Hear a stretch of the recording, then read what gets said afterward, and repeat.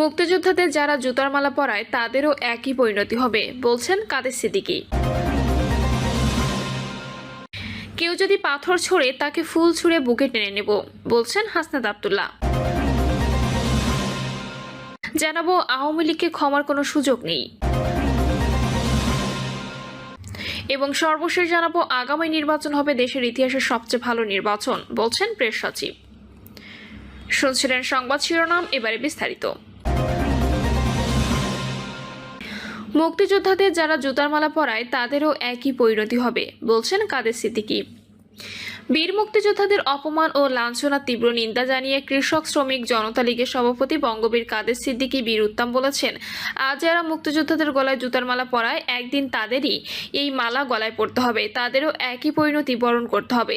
বীর মুক্তিযোদ্ধাদের সর্বক্ষেত্রে সম্মানিত করতে হবে জানিয়ে কাদের সিদ্দিকী বলেন, মুক্তিযোদ্ধা কোটায় অসুবিধা হয়েছিল, বৈষম্য বিরোধী আন্দোলন করেছো, তাহলে এখন কোটা করছো কেন? মুক্তিযোদ্ধা যতদিন বেঁচে থাকবেন তাদের সম্মান করতে হবে, তাদের সম্মানে লাখ টাকা হতে পারে। দুর্নীতি প্রসঙ্গে তিনি বলেন, শেখ হাসিনা সরকারের 16 বছরে যে দুর্নীতি হয়েছে, গত 10 মাসের শাসনামলে যদি তার চেয়ে বেশি দুর্নীতি হয় তাহলে কে ভালো? বৈষম্য বিরোধীদের সফলতা আমি হাজারবার সম্মান জানাই, কিন্তু তারা এখন মুক্তিযোদ্ধাদের গলায় জুতার মালা পরায়। আমি বলে দিতে চাই তাদেরও একদিন এই মালা পরতে হবে, এ থেকে তাদের মুক্তি নেই। কাদের সিদ্দিকী বলেন, আমার শুরু করা উচিত ছিল জয় বাংলা বলে, আমি শুরু করলাম জয় বাংলা বলে। জয় বাংলা দেশের স্লোগান, মুক্তিযুদ্ধের স্লোগান। আওয়ামী লীগ ভুল করেছে, দলীয় রূপ দেওয়ার চেষ্টা করেছে। জয় বাংলা বাংলাদেশের স্লোগান। আমরা সর্বক্ষেত্রে জয় বাংলা বলবো, জয় বঙ্গবন্ধু বলবো। বাংলাদেশ আর বঙ্গবন্ধু কখনো বিচ্ছিন্ন নয়, বঙ্গবন্ধুকে বাদ দিয়ে বাংলাদেশের কথা ভাবা যায় না। তিনি বলেন, বঙ্গবন্ধু শেখ মুজিবুর রহমান ও জিয়াউর রহমান কেউ কখনো কাউকে অসম্মান করেনি, আর আমরা তাদের অসম্মান করে কথা বলি। শেখ হাসিনা কাউকে মানুষ মনে করতেন না, সম্মান করতেন না, তাই তাকে এই পরিণতি ভোগ করতে হচ্ছে।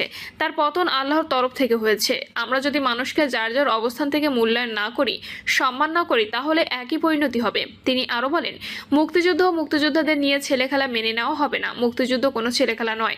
মুক্তিযুদ্ধ শুধু 9 মাসের একটি যুদ্ধ নয়, এর পেছনে আরো যুদ্ধ রয়েছে। সেই যুদ্ধকে অস্বীকার করলে তোমাদের 4 পয়সার মূল্য থাকবে না। মুক্তিযুদ্ধকে ছোট করার কম চেষ্টা হয়নি, কাদের সিদ্দিকীকে লেং মারার কম চেষ্টা হয়নি। কাদের সিদ্দিকী বলেন, জিয়াউর রহমান আজ যে শ্রেষ্ঠ মানুষ। রাজনীতিতে বঙ্গবন্ধুর পরে জিয়াউর রহমান। স্বাধীনতার সব শক্তি যদি একদিকে থাকতে পারত, তাহলে পরাজিত শত্রুরা বীর মুক্তিযোদ্ধাদের গলায় জুতার মালা পরাতে পারত না। কেউ যদি পাথর ছোড়ে তাকে ফুল ছুঁড়ে বুকে টেনে নেব, বলছেন হাসনাত আব্দুল্লাহ। জাতীয় নাগরিক পার্টির মুখ্য সংগঠক হাসনাত আব্দুল্লাহ বলেন, আমি প্রতিহিংসার রাজনীতিতে বিশ্বাসী নই। কেউ যদি আমার দিকে পাথর ছোড়ে আমি তার দিকে ফুল ছুঁড়ে বুকে টেনে নেব। প্রতিহিংসার রাজনীতি থেকে অনেকেই আমার প্রস্তাব ছেড়েছেন। প্রতিহিংসার রাজনীতি থেকে দূরে সরে আসতে হবে। প্রতিহিংসার রাজনীতি, সহিংসতা রাজনীতি কখনো ভালো কিছু করে না। আমি দেবিদ্বারে ভেসে আসি নাই, দেবিদ্বারে আমার জন্ম। হাসনাত আব্দুল্লাহ বলেন, জুলাই আগস্ট অভ্যুত্থানের আগে আমরা দেখেছি মাহফিল থেকে হুজুরদের দাড়ি টেনে টেনে নামিয়ে দেওয়া হতো, মাইক বন্ধ করে দেওয়া হতো। আপনারা দেখেছেন 1-150 কোটি টাকা খরচ করে এমপি হয়েছেন। যে ছেলেরা রাস্তায় বুকে তাজা রক্ত দিয়েছে তারা এমপি হতে চায়নি, ক্ষমতা চায়নি, তারা দেশের সংস্কার চেয়েছিল। ওরা চেয়েছিল দেশে বাক স্বাধীনতা থাকবে, ভোটাধিকার থাকবে। তিনি বলেন, আপনারা যেভাবে টাইমলাইন করে ভোটের দাবি জানাচ্ছেন, ফেব্রুয়ারির মধ্যে নির্বাচন চাচ্ছেন, ঠিক সেভাবে টাইমলাইন করে সংস্কারের দাবি করুন। আওয়ামী লীগকে ক্ষমার কোনো সুযোগ নেই। পতিত আওয়ামী লীগ সরকারের প্রধানমন্ত্রী শেখ হাসিনাকে একজন কুৎসিত স্বৈরাচার আখ্যা দিয়ে নাগরিক ঐক্য সভাপতি মাহমুদুর রহমান মান্না বলেছেন, আওয়ামী লীগ আর কখনো সুস্থ ন্যারেটিভ নিয়ে মানুষের সামনে ফিরে আসতে পারবে না। গত 15 বছর তারা যে নৃশংস অত্যাচার, নির্যাতন ও হত্যাযজ্ঞ চালিয়েছে তা ক্ষমার কোনো সুযোগ নেই। এই কারণে প্রকাশ্যে অপ্রকাশ্যে কেউ আওয়ামী লীগের পৃষ্ঠপোষকতা করতে চাইলে তাদের গ্রেপ্তার করে শাস্তির আওতায় আনতে হবে।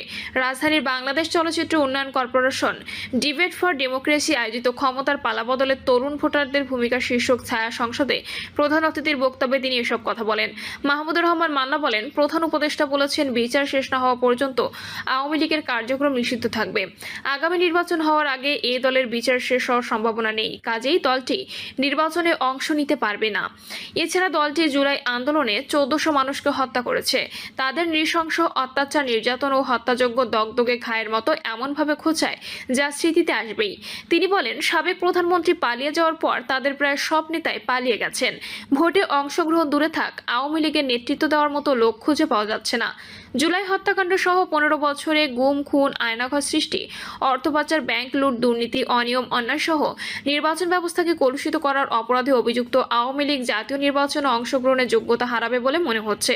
কারণ শেখ হাসিনা সহ তার অনুসারীরা বিচারের শাস্তি হলে নির্বাচনে অংশগ্রহণ করার অযোগ্য বলে বিবেচিত হবে।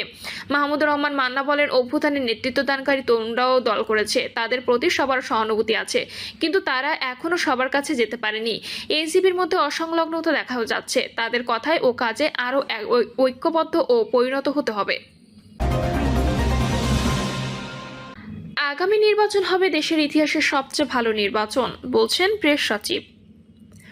প্রধান উপদেষ্টা প্রেস সচিব মোহাম্মদ শফিকুল আলম বলেছেন, আগামী জাতীয় নির্বাচন হবে দেশের ইতিহাসে সবচেয়ে ভালো নির্বাচন। শান্তিপূর্ণ ও উৎসবমুখর পরিবেশে এই নির্বাচন অনুষ্ঠিত হবে।